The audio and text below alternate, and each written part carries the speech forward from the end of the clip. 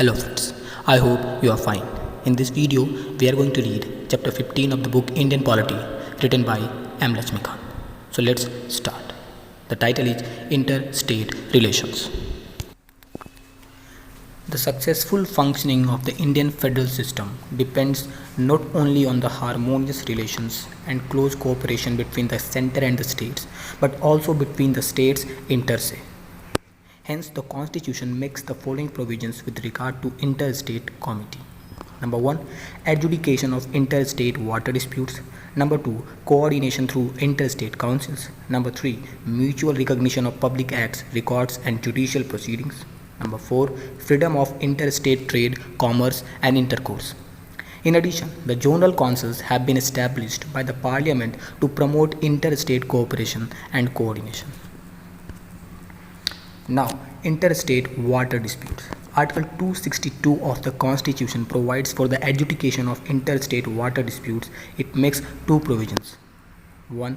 Parliament may by law provide for the adjudication of any dispute or complaint with respect to the use, distribution and control of waters of any interstate river and river valley. 2. Parliament may also provide that neither the Supreme Court nor any other court is to exercise jurisdiction in respect of any such dispute or complaint. Under this provision, the Parliament has enacted two laws: the River Boards Act 1956 and the Interstate Water Disputes Act 1956. The River Boards Act provides for the establishment of river boards for the regulation and development of interstate river and river valleys. A river board is established by the central government on the request of the state governments concerned to advise them. The Interstate Water Disputes Act empowers the central government to set up an ad hoc tribunal for the adjudication of a dispute between two or more states in relation to the waters of an interstate river or river valley. The decision of the tribunal would be final and binding on the parties to the dispute.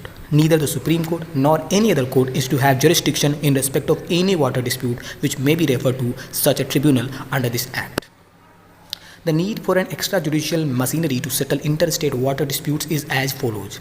The Supreme Court would indeed have jurisdiction to decide any dispute between states in connection with water supplies if legal rights or interests are concerned. But the experience of most countries has shown that rules of law based upon the analogy of private proprietary interest in water do not afford a satisfactory basis for settling disputes between the states where the interest of the public at large in the proper use of water supplies are involved.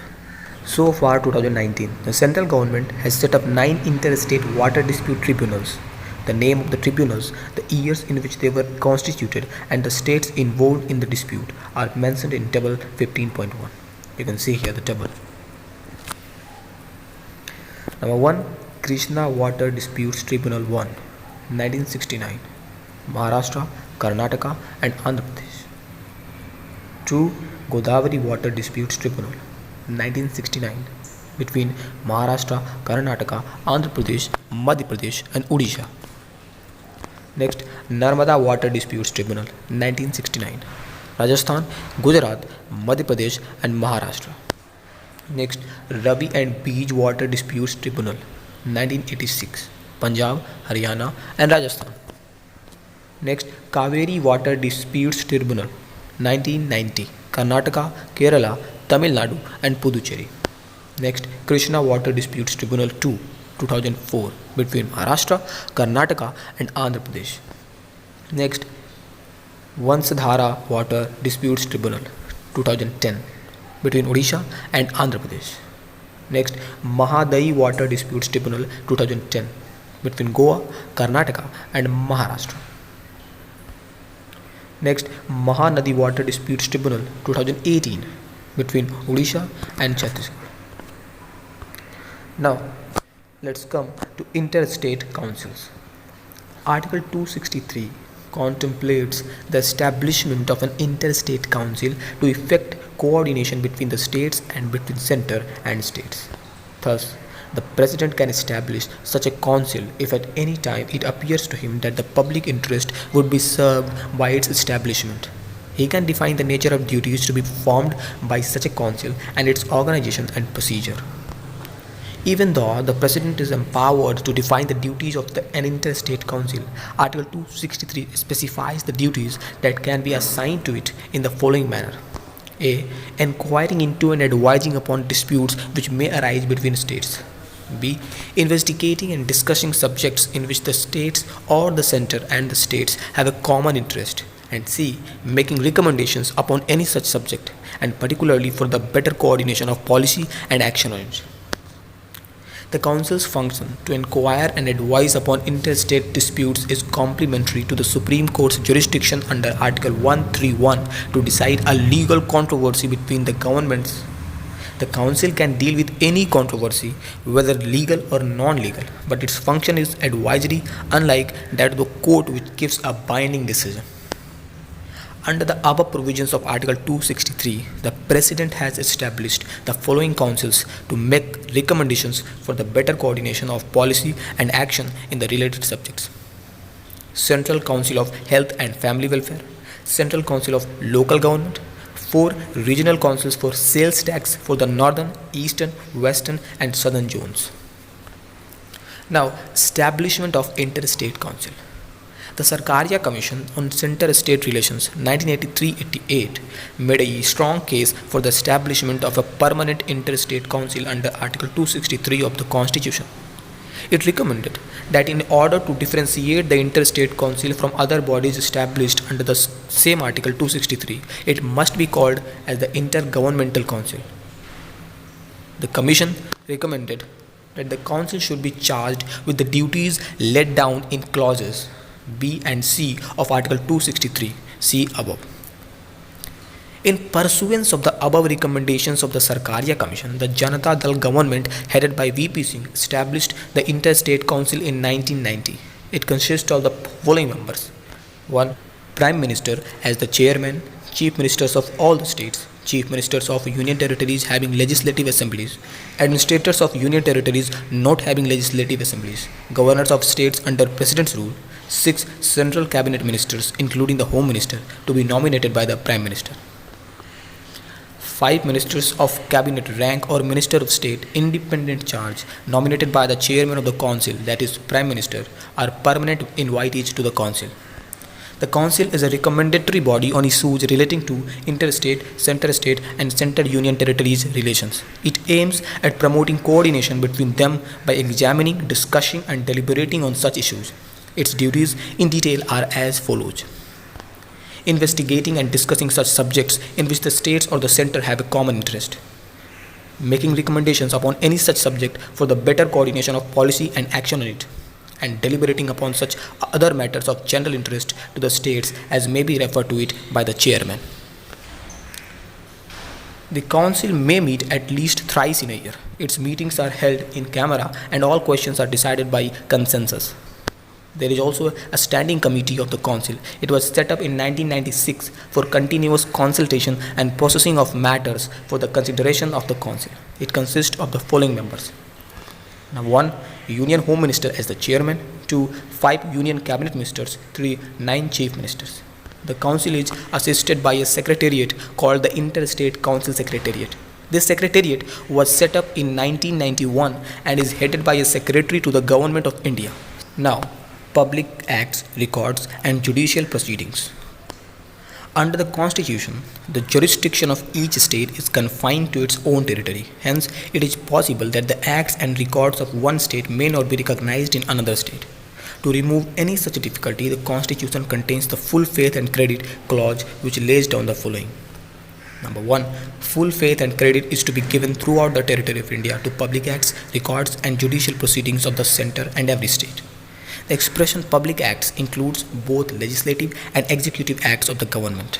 The expression public record includes any official book, register or record made by a public servant in the discharge of his official duties. Number 2.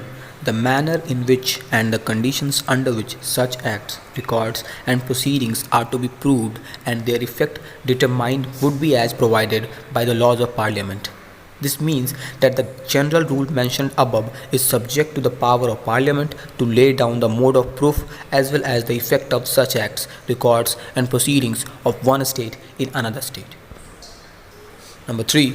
Final judgments and orders of civil courts in any part of India are capable of execution anywhere within India without necessity of a fresh suit upon the judgment. The rule applies only to civil judgments and not to criminal judgments. In other words, it does not require the courts of a state to enforce the penal laws of another state. Now, interstate trade and commerce. Articles 301 to 307 in Part 13 of the Constitution deal with the trade, commerce and intercourse within the territory of India. Article 301 declares that trade, commerce and intercourse throughout the territory of India shall be free. The object of this provision is to break down the border barriers between the states and to create one unit with a view to encourage the free flow of trade, commerce and intercourse in the country. The freedom under this provision is not confined to interstate trade, commerce and intercourse but also extends to intrastate trade, commerce and intercourse. Thus, Article 301 will be violated whether restrictions are imposed at the frontier of any state or at any prior or subsequent stage. The freedom guaranteed by Article 301 is a freedom from all restrictions except those which are provided for in the other provisions, Article 302 to 305 of Part 12 of the Constitution itself. These are explained below. Number 1. Parliament can impose restrictions on the freedom of trade, commerce and intercourse between the states or within a state in public interest. But the Parliament cannot give preference to one state over another or discriminate between the states except in the case of scarcity of goods in any part of India. Number 2. The legislature of a state can impose reasonable restrictions on the freedom of trade, commerce and intercourse with that state or within that state in public interest. But a bill for this purpose can be introduced in the legislature only with the previous sanction of the President. Further, the state legislature cannot give preference to one state over another or discriminate between the states. Number 3. The legislature of a state can impose on goods imported from other states or the union territories any tax to which similar goods manufactured in that state are subject. This provision prohibits the imposition of discriminatory taxes by the state. Number 4. The freedom under Article 301 is subject to the nationalization of laws, that is, laws providing for monopolies in favor of the center or the states. Thus, the Parliament or the state legislature can make laws for the carrying on by the respective government. Any trade, business, industry or service, whether to exclusion, complete or partial of citizens or otherwise. The Parliament can appoint an appropriate authority for carrying out the purposes of the above provisions relating to the freedom of trade, commerce and intercourse and restrictions on it. The Parliament can also confer on that authority the necessary powers and duties, but no such authority has been appointed so far. Now, zonal councils. The zonal councils are the statutory and not the constitutional bodies. They are established by an act of the Parliament, that is, States Reorganization Act of 1956. The act divided the country into 5 zones: northern, central, eastern, western and southern, and provided a zonal council for each zone. While forming these zones, several factors have been taken into account, which include the natural divisions of the country, the river systems and means of communication, the cultural and linguistic affinity, and the requirements of economic development, security, and law and order. Each zonal council consists of the following members: A. Home Minister of Central Government; B. Chief Ministers of all the states in the zone; C. 2 other ministers from each state in the zone; D. Administrator of each union territory in the zone. Besides, the following persons can be associated with the zonal council as advisors, that is, without the right to vote in the meetings. 1. A person nominated by the Planning Commission. 2. Chief Secretary of the Government of each state in the zone. And 3. Development Commissioner of each state in the zone. The Home Minister of Central Government is the common chairman of the 5 zonal councils. Each Chief Minister acts as a Vice Chairman of the council by rotation, holding office for a period of 1 year at a time. The zonal councils aim at promoting cooperation and coordination between states, union territories and the center. They discuss and make recommendations regarding matters like economic and social planning, linguistic minorities, border disputes, interstate transport, and so on. They are only deliberative and advisory bodies.